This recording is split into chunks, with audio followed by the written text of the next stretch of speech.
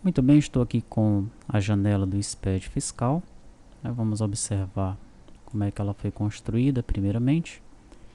Tenho aqui acima um panel, onde nesse panel insiro aqui apenas alguns componentes cosméticos, uma imagem representando aí os livros fiscais, aqui um label com o SPED fiscal e um bevel aqui para dar uma boa aparência aí nessa parte de cima da janela. Logo abaixo eu tenho um page control. Esse page control ele possui apenas uma tab sheet. Nessa tab sheet eu tenho os componentes onde o usuário ele vai informar os dados de entrada para a geração do arquivo, Nós temos a versão do layout nesse primeiro combo box.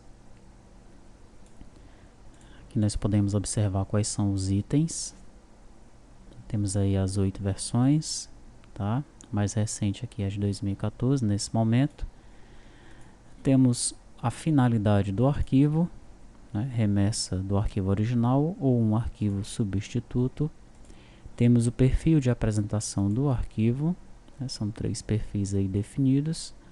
Temos o período, a data inicial e a data final, e as informações de inventário, sem inventário, no final do período, na mudança de forma de tributação, na solicitação de baixa cadastral, na alteração de regime de pagamento ou por determinação dos fiscos.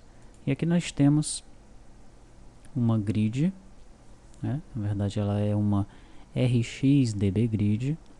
Essa RxDB grid ela não tem nenhum tipo de configuração, tá? Ela será configurada dinamicamente. Temos um buff dataset, legal, aí, tbuff dataset, que é o nosso dataset do lado do cliente, é um cliente dataset, Ele vai armazenar aí as informações na memória, informações essas que serão, ou dados esses, que serão apresentados aqui nessa grid.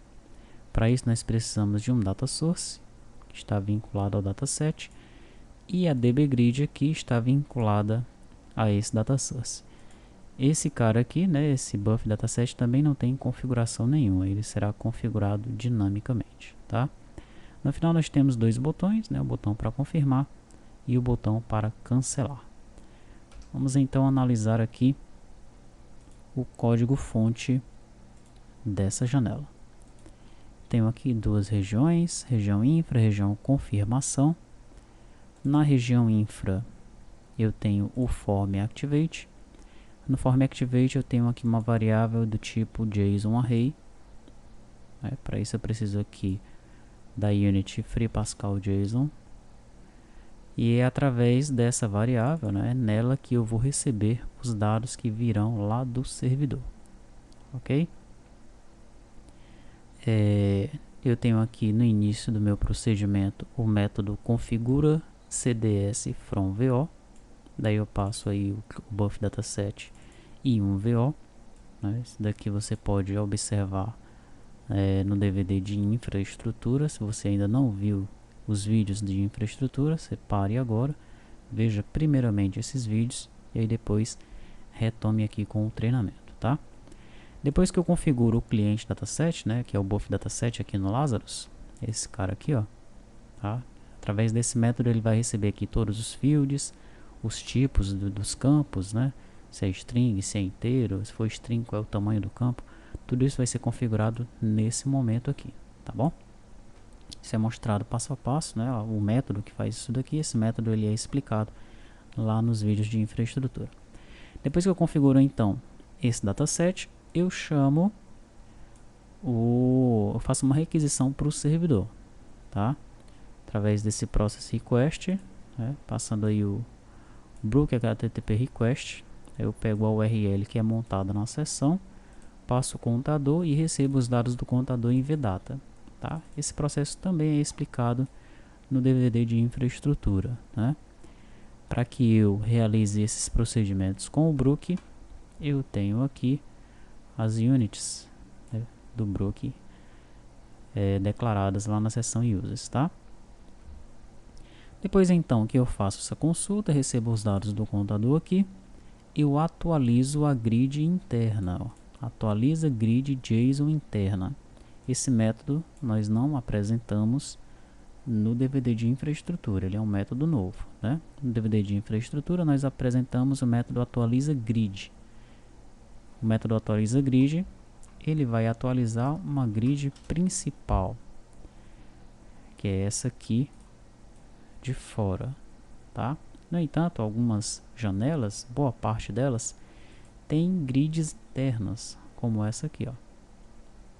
Daí como é que eu faço para atualizar essa grid interna, né, com os dados que me foram trazidos do servidor? Para isso eu criei esse outro método aqui, tá? Eu poderia utilizar o mesmo método atualiza grid? Poderia ser, né? Fazendo aí algumas adaptações eu poderia utilizá-lo. Só que esse método atualiza grid, ele está, né, na minha hierarquia, nas minhas janelas, está lá na janela tela, né, ou na janela tela cadastro, tá? E eu tenho algumas janelas que não herdam de tela ou de tela cadastro, né? É o caso dessa daqui. Senão ela ficaria com aquela aparência das demais janelas, tranquilo? Daí o que é que nós fizemos? Nós colocamos esse método aqui no formulário base, tá? Então essa janela ela herda do formulário base e é no formulário base que se encontra esse método aqui, ó, atualiza grid JSON interna, tranquilo? Então quando eu faço uma consulta no servidor e desejo atualizar uma grid em qualquer janela que não tenha aquela estrutura hierárquica, basta que a janela herde do formulário base, que não tem componente visual nenhum, e aí ele utiliza esse método, né? Chama esse método aí com base nos dados que retornaram, passando também o dataset, tá? Depois disso eu configuro a grid. Aí esse método vai configurar as colunas dessa grid aqui, elas serão devidamente configuradas, né? E os dados eles vão aparecer aqui com base nesse método, né? Então esse método configura o dataset, esse faz a consulta, esse carrega os dados no dataset e esse configura a grid, né? As colunas, os tamanhos, as cores das colunas e tudo mais, tá? Depois disso, eu seto aqui a data inicial e a data final nos edits de data e ponho o foco no edit data inicial. Vamos executar aqui uma vez e observar, agora que nós vimos como é que funciona, né? Observar como é que fica a janela quando nós realizamos a consulta, tá?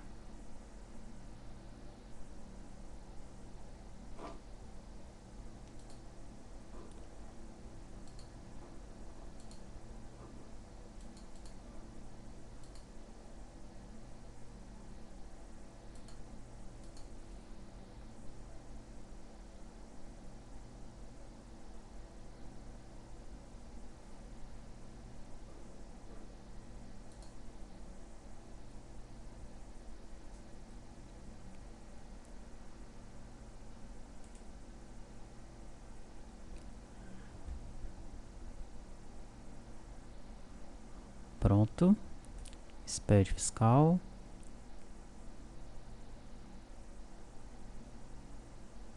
Vamos colocar aqui um período qualquer, 1º de outubro a 31 de outubro, tudo bem. Gerar SPED.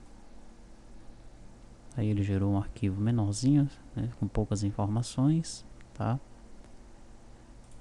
E você viu aqui, olha, como é que o dado do contador foi carregado, só existe um contador na base de dados, né? E como é que a grid ela foi configurada, tá? De acordo com aqueles métodos que nós vimos, né? Aqueles métodos, eles são mostrados e explicados lá na parte de infraestrutura. Continuando então aqui na infra desse formulário, nós temos o form close, que libera o formulário da memória. Temos o keydown, que vai controlar o pressionamento das teclas. Pressionou F12, confirma. Pressionou ESC, vai para o botão cancela. Botão cancela, fecha a janela, né? Nós temos um controle para que o usuário ele não coloque uma data final menor que a data inicial e tal, tá? Esse controle é feito aqui. E aqui ao sair da data inicial, né, ele vai apenas colocar o último dia do mês da data inicial lá na data final, tá? É um controlezinho também feito aí em relação às datas. Com isso nós finalizamos a região da infra. chegamos na região da confirmação. Clicou no botão confirmar, ele chama o método confirma. Método confirma, eu tenho aqui algumas variáveis: data ini, data fim, empresa, finalidade, versão, perfil, inventário, contador. É exatamente os dados que eu tenho aqui na janela, né? Tirando a empresa, tá aqui, empresa já está na seção, tá bom? Arquivo vai ser um Brook HTTP result. Legal? Vamos lá. Começo então perguntando ao usuário se ele quer gerar mesmo o arquivo do SPED fiscal. Se ele quiser, eu pego a informação, o dado que ele digitou no data ini e jogo em data ini aqui, ó, que é uma variável, né? Formatando para esse formato aqui, mês, ano, mês, dia, tá? O formato que já vai ser feita a consulta lá no banco, tá? Mesma coisa eu faço com data final. Em empresa eu pego da seção. Mas como é que a seção está sabendo qual é a minha empresa? Veja o que é que eu estou fazendo aqui, ó. Ao instanciar a seção, eu estou criando uma empresa, estou atribuindo um ao ID, um nome qualquer aqui para ela e um CNPJ qualquer. Por enquanto, né, a empresa está de forma estática na nossa seção, tá? Depois nós vamos aprender como nós vamos inserir a empresa na seção de acordo com o usuário que está logado. Legal? Retornando aqui, versão é o que está no Combo Box versão, finalidade é o que está no Combo Box finalidade, perfil, o que está no Combo Box perfil, inventário, o que está no Combo Box inventário e contador, o ID do registro selecionado. Daí o arquivo, que será o meu retorno aqui, um Brook HTTP result, será o resultado do Brook HTTP request, né? O Brook HTTP request, observe aí esse hint que apareceu, ele recebe uma URL, né? Recebe um método, esse método ele tem ali um igual rmget, então é o padrão dele, é o que nós vamos usar, é um get mesmo, então não vamos nem informar qual é o método para ele, tá? Certo, e o que é que ele me retorna? Ele retorna um Brook HTTP result. Legal? O que é esse Brook HTTP result aqui, ó? É um registro, né, que vai me trazer um código de status, pode ser 200, 404, aquele código HTTP, tá? E ele me traz também aqui uma frase, de repente com um erro que aconteceu, um cabeçalho e um conteúdo. Esse conteúdo aqui é o que vai me interessar nesse caso, tá? Nesse conteúdo é que virá o meu arquivo. Você viu quando nós mostramos no vídeo de tour, né, na apresentação, o arquivo ele apareceu no browser. Então ali é o content. Aquele que aparece no browser é o content do HTTP result, tá? Quando eu chamo então aqui o método, o que é que acontece? Eu pego a URL que está na seção, passo um SPED fiscal para ela, data ini, data fim, vou passar todos os parâmetros, né? Versão, finalidade, perfil, a empresa, o inventário, o contador, tá? Isso vai retornar para mim aqui em arquivo, que é o HTTP result, né? Depois eu crio o formulário preview e dentro do hit edit que está no formulário de preview, eu insiro o content do arquivo, tá? Então aquilo que eu falei, vou pegar o conteúdo que retornou para mim, ó, e vou inserir nas linhas do meu hit edit. Daí eu exibo o fpreview, né, e as informações, os dados do arquivo do SPED fiscal aparecem para a gente na janela, tá? Esse então o lado cliente, né? Como é que funciona lá no lado do servidor? É o que nós vamos ver na próxima videoaula.